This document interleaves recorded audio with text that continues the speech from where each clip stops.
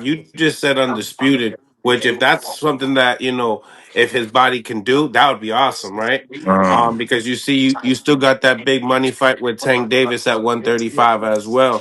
Shakur Mm. believes that, that fight will be on the table. He still feels like that fight will happen. What do you feel? I feel like it should Tank happen. Davis, he not even gonna give another one of those guys at 135 a chance to get that belt.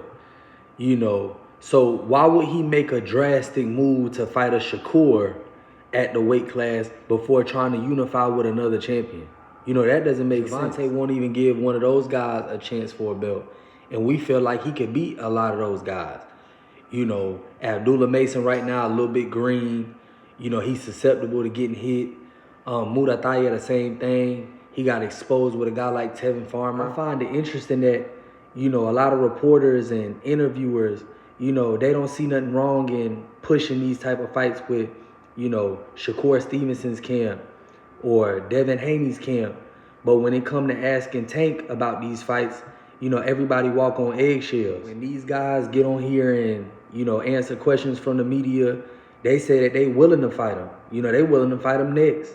They want to get in negotiations for a fight like that. But when you ask Tank, he gets sassy. He starts smacking his lip, working his neck. And I find it curious, me jumping into this space. Why do these guys give Tank so much rope?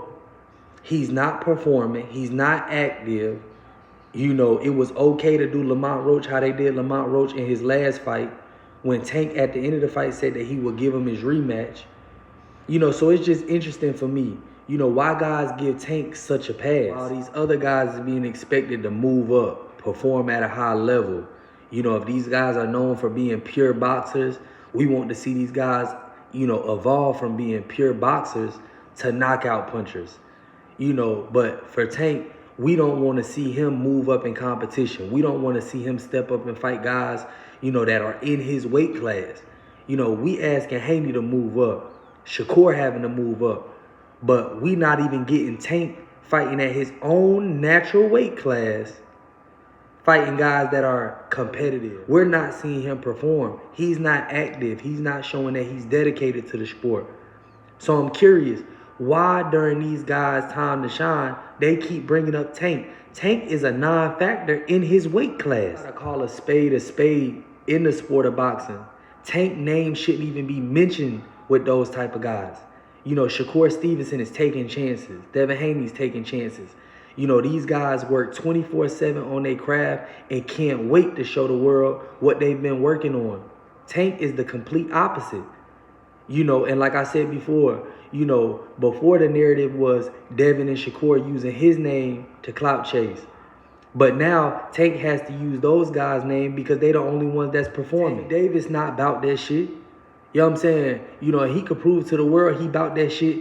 Fight the Andy Cruz Murataya winner. Fight Abdullah Mason after y'all both come back, get a nice tune-up. Fight Abdullah Mason after that. You know what I'm saying? You want to shock the world, move up to 140. You know what I'm saying? And fight the winner between Keyshawn and Albright. See what I'm saying? You want to go even further than that? Fight at 140 against a guy like Subriel Matias. Beat Alberto Puello. You know what I'm saying? Fight one of those guys. But until then, Tank name with those guys ain't doing nothing but clout chasing. And fans tired of it, fans sick of it. And like I said before, the fans didn't flip on you, you flipped on yourself. You had all these plans to fight big names, big names, big names.